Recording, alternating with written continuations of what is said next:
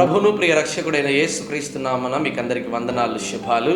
ప్రిదోన్ బిడ్లారా, మరొక ఉదయకాలం ముందు దేవుడు ఈ రీతిగా మనందరినీ సజీవులుగా ఉంచినందుకు ఆ ప్రభుకి మహిమ కలుగును గాక.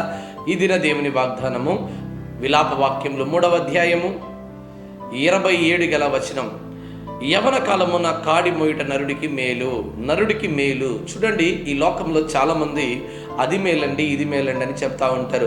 యవన కాలంలోనే ఉద్యోగం సంపాదించాలి, యవన కాలంలోనే వివాహం చేసుకోవాలి, యవన కాలంలోనే ఇదిగో చక్కటి ఇల్లు కట్టుకోవాలి, ఇప్పుడు కాకపోతే మరి ఎప్పుడు, ఇప్పుడు సంపాదించుకోకుంటే ఎప్పుడు, ఇప్పుడు కష్టపడకోకుంటే మరి ఎప్పుడు, ఇది నీకు చాలా అవసరం, ఇది చాలా మేలు, ఈ పాలసీ చాలా అవసరం అండి, ఇక్కడ డబ్బు దాచుకుంటే నీకు మేలండి, ఇక్కడ అకౌంట్ చేయించుకుంటే నీకు మేలండి.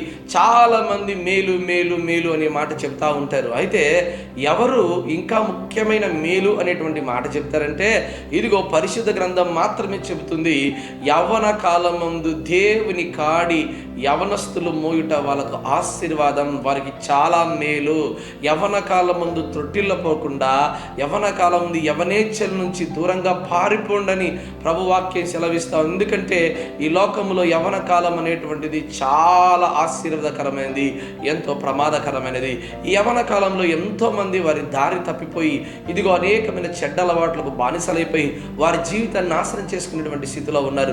ఎంతోమంది యవ్వన కాలంలో వారి జీవితాన్ని ఇదిగో పాడు చేసుకున్న వారిగా ఉన్నారు, చెడు వ్యసనాలకు బానిసలైన వారు ఉన్నారు. యవ్వన కాలంలోనే సంపాదించుకుని ఇదిగో ఇండ్లు ఆస్తిపాస్తులు సంపాదించుకున్న వారు ఉన్నారు. అంతేకాక యవ్వన కాలంలో ఇంకా దేవుని సేవ చేసి గొప్పగా దీవించబడిన వారు ఉన్నారు. ప్రియమైన బిడ్డలారా, నీ యవ్వన కాలం అంతా దేని కొరకు వృధా చేస్తున్నావు? సమయం అంతా పోగొడుతున్నావా? ప్రభువాక్యం అంటుంది సమయమును పోనీయక అని అంటుంది. కానీ ఈరోజు నువ్వు సమయాన్ని పోగొట్టుకుంటున్నావు. యవ్వన కాలం పోతే తిరిగి రాదండి. ఇదిగో గడిచిన కాలంలో ఏ ఒక్క నిమిషం కూడా నీ కొరకు తిరిగి రాదు.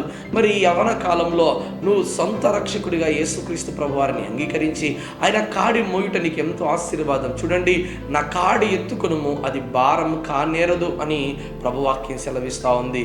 ఈరోజు లోక పాపములు మోసుకొని పోయే దేవుని గొర్రెపిల్లగా యేసయ్య కనబడుతూ ఈరోజు మోసుకొని పోతున్నాడండి. ఆయన మన పాపములు అనేటువంటి కాడిని ఆయన మోసుకెళ్తున్నాడు. అంతేకాక ఇదిగో నీ మీద ఉన్నటువంటి ప్రతి కాడిని ఆయన విరగొట్టుతుంటున్నాడు. ప్రియమైన బిడ్డలారా, హల్లెలూయా. చూడండి, ఈరోజు యవ్వన కాలంలో త్రొట్టిల్లు పోకోకుండా నువ్వు ఉండాలంటే రక్షణ మార్గంలో నిలవాలి, ప్రభు మార్గంలో నిలబడాలి. ఎంతోమంది యవ్వనాన్ని పాడు చేసుకుని అన్ని మేలు అంటారు. అన్నిటికంటే ముఖ్యమైన మేలు ఏంటంటే యవ్వన కాలముందు నీకు రక్షణ, యవ్వన కాలముందు నీకు మారు మనసు.